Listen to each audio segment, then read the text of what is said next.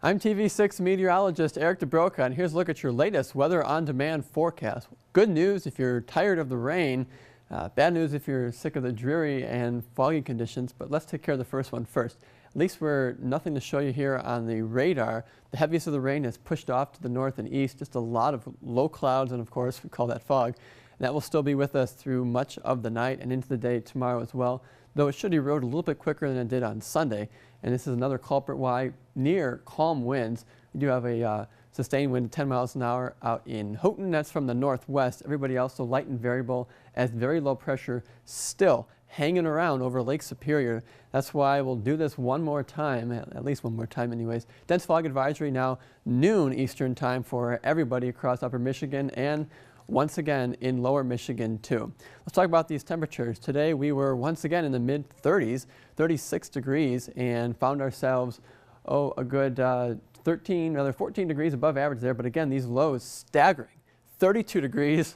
We hit freezing last night and the average low is 4. So how about 28 degrees above average?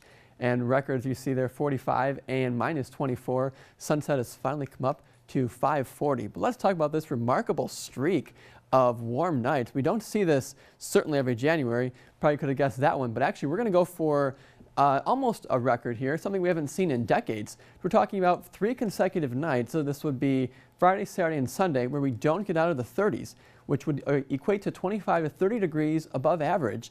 We haven't seen this since January 16th to the 18th of 1973, so 44 years ago.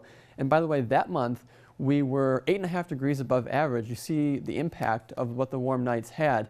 And there's more balmy nights in store for us the remainder of the week, where we'll bottom out near 30, upper 20s in some locales.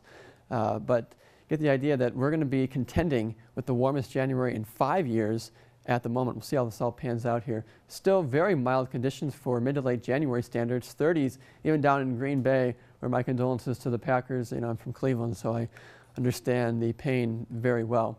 For us, though, it's more fog and gloom around the UP as this very weak low pressure will pretty much stay stationary through tomorrow morning, that is. Then it finally moves off.